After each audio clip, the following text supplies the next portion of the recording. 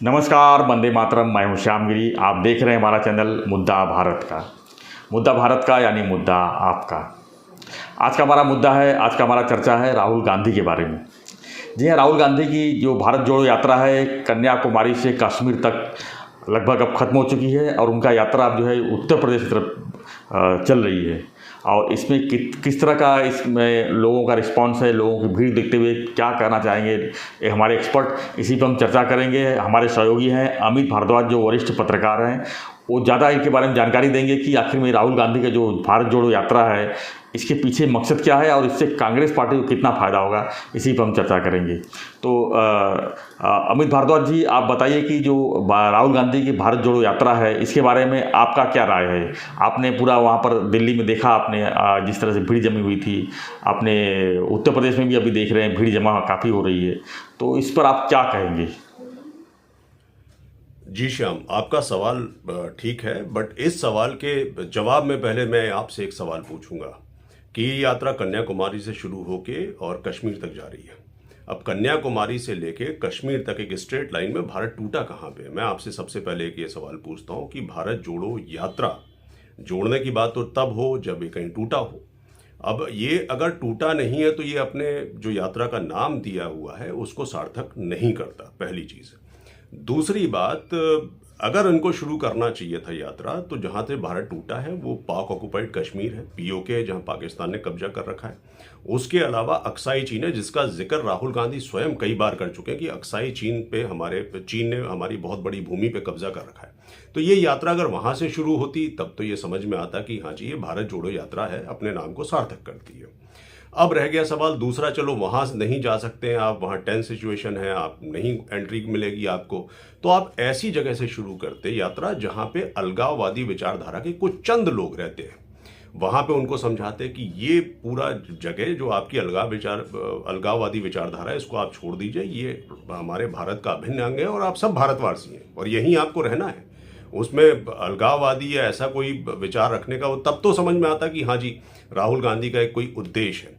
मेरे हिसाब से ये राहुल गांधी की व्यक्तिगत भारत भ्रमण यात्रा है, इससे ज़्यादा मुझे लगता नहीं। लेकिन एक अच्छी बात है कि राहुल गांधी को कन्याकुमारी से लेके कश्मीर तक पैदल यात्रा करके अलग अलग प्रांतों को देखने का मौका मिल रहा है, अलग अलग शहरों को, अलग अलग गाँवों को देखने का मौका मिल रहा है, अलग अलग तरह के कल्चर को समझने का मौका मिल रहा है, अलग अलग जगह की अलग अलग समस्याओं को समझने का मौका मिल रहा है।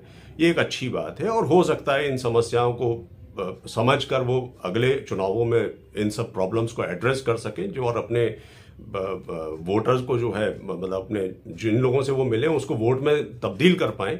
ये शायद एक उद्देश्य हो सकता है, बट उसके लिए अभी कहना बहुत जल्दी है। अभी 2024 में भारत के चुनाव हैं अगले, तो इसलिए इस समय ये सब कहना तो बहुत मुश्किल है। बट हाँ, ये ज़रूर है कि उनको ये सब देख के जो है लोकल समस्याओं को लोकल लोगों से और यहाँ के कल्चर और देश दुनिया भारत देश को देखने का मौका मिल रहा है। अमित जी, यहाँ पर एक चीज़ और बताइए कि ये जो भारत जोड़ो यात्रा है राहुल गांधी की, इससे कांग्रेस को कितना फ़ायदा मिल सकता है? देखिए श्याम, जहाँ तक आपका सवाल है कि इस यात्रा से विपक्षी दलों को या कांग्रेस को क्या लाभ होगा या एकजुट हो पाएंगे, आप मुझे बताइए कि विपक्ष तो छोड़ दीजिए, आप मुझे बताइए कि क्या कांग्रेस आपको एकजुट लगती है इस यात्रा के दौरान? क्या आपको दिखा कि पूरी कांग्रेस बड़े जोर शोर से इस यात्रा में पूरी कांग्रेस शामिल है? कुछ प्रियंका गांधी या कुछ एक क्षेत्रीय नेताओं को छोड़ दीजिए, तो क्या आपको मल्लिकार्जुन खड़गे जो राष्ट्रीय अध्यक्ष है कांग्रेस के, या शशि थरूर या ऐसे बहुत से बड़े नेता, क्या ये आपको राहुल गांधी के साथ इस यात्रा में बहुत लंबे समय तक दिखाई दिए? कितना लंबा ये चले उनके साथ इस पद यात्रा में, आप मुझे बताइए।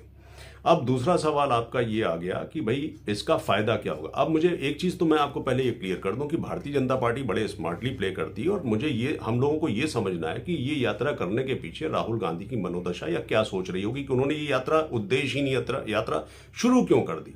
देखिए, अब आपको मैं एक बात बताता हूं कि जब राहुल गांधी पार्टी प्रेसिडेंट थे, उसी समय कांग्रेस में इंटरनल जो है चीज़ें होने लगी थी। लोग, उनके जो बड़े नेता थे वो खुश नहीं थे, वो हर आदमी वो कंप्लेंट कर रहा था कि बड़े बड़े नेताओं से राहुल गांधी व्यक्तिगत तौर पे जब वो मिलना चाहते तो मिलते नहीं हैं। और बीजेपी ने बड़ा स्मार्टली ये प्ले किया कि भाई कांग्रेस में जो अध्यक्ष पद का चुनाव है वो लोकतांत्रिक तरीकों से नहीं होता है। ये हमेशा बीजेपी का ने आरोप लगाया, ये बड़ा स्मार्टली खेला है। तो और प्लस इंटरनल जो कांग्रेस अध्यक्ष से नहीं मिल पाने वाली जो बगावत चल रही थी कि भाई हम मिल नहीं पाते, हमको भी पद चाहिए या कुछ चाहिए पार्टी के अंदर, हमें वो सम्मान मिलना चाहिए, वो स्टेचर मिलना चाहिए, और राहुल गांधी के टाइम में ये सब पॉसिबल नहीं हो रहा था। तो ये सब देखते हुए राहुल गांधी ने इस्तीफा दिया अध्यक्ष पद से, और फिर जब दोबारा चुनाव हुआ तो मल्लिकार्जुन खड़गे जी चुन के आए। अब एक चीज़ तो ये है कि राहुल गांधी का अपना ये छवि को क्लीन करने की एक कवायद है कि वो इस तरह की यात्रा कर रहे हैं, क्योंकि एक आरोप हो रहा है कि भाई पार्टी परिवारवाद की वजह से चल रही है। और दूसरा, एक और कांग्रेस के बड़े नेताओं का जो आरोप था कि ये मिलते नहीं, उसका एक उदाहरण आपको देता हूं कि जब राजस्थान में अशोक गहलोत और सचिन पायलट के बीच में जब ये खींचतान चल रही थी सत्ता को लेके, और सचिन पायलट बार बार दिल्ली आ रहे थे, तो उन्होंने राहुल गांधी से मिलने का बड़ा प्रयास किया। राहुल गांधी मिले नहीं, वो प्रियंका गांधी से मिलकर वापस लौट गए। तो इस तरह की जो ये बातें हो रही थी, उससे ये जो छवि थी बाद में, अब ये उसको सुधारने का प्रयास है कि उनको एक सर्वमान्य नेता के रूप में कांग्रेस में देखा जाए, और प्लस वो जनता के नेता कहलाएं, जनता से इंटरेक्ट करके एक ही अपनी छवि बेहतर करने का ये प्रयास है। इसका जो लाभ है राजनीतिक, वो उनको ज़रूर थोड़ा बहुत internal within the party मिल सकता है, लेकिन जहां तक पार्टी एकजुट हो पाएगी आगे चल के, नहीं हो पाएगी, it is too early to say, क्योंकि कांग्रेस वैसे भी काफ़ी हद तक बिखरी हुई पार्टी है। और मुद्दा अगर नहीं है, देखिए, सिर्फ सरकार को आप घेरें तो उसके लिए एक मुद्दा चाहिए, और मुद्दा अगर आपके पास कॉन्क्रीट नहीं है तो वो आप घेर ही नहीं पा रहे हैं सरकार। यही मैं कह रहा हूं कि बीजेपी बहुत स्मार्ट प्ले कर रही है, आपके पास कोई मुद्दा ही नहीं है सरकार को घेरने का।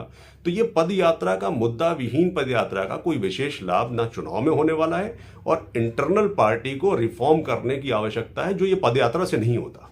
आपको मैं एक बात और बताना चाहूंगा कि जिस तरह से राहुल गांधी के रंग देखने को मिल रहे हैं, अलग अलग रंग, सड़क पे चलते हुए बच्चे को पीठ में उठा लेना या गोदी में उठा लेना, या कुछ टीवी एक्टर्स के साथ आगे अपना हाथ पकड़ के वॉक करना, या बातें करते हुए चलना, या फिर आम जनता से इंटरेक्ट करना, ऐसे बहुत से हमको उनके रंग देखने को मिले इस यात्रा के दौरान। ये एक अच्छा जेस्चर तो ज़रूर है, लेकिन इस जेस्चर का फायदा उनको इलेक्ट्रल पॉलिटिक्स में मिलेगा या कांग्रेस को वो 2014 से पहले वाली स्थिति में ला पाएंगे, ये अभी कहा नहीं जा सकता, और बड़ा मुश्किल है। मुझे तो नहीं लगता ऐसा। धन्यवाद अमित जी। तो ये थे अमित भारद्वाज जी, वरिष्ठ पत्रकार, हमारे सहयोगी मित्र, और हमें जानकारी दे रहे थे राहुल गांधी के भारत जोड़ो यात्रा के बारे में। देश भर की और राजनीतिक खबरों के बारे में चर्चा के लिए देखते रहिए हमारे चैनल मुद्दा भारत का। धन्यवाद। जय हिंद, जय भारत।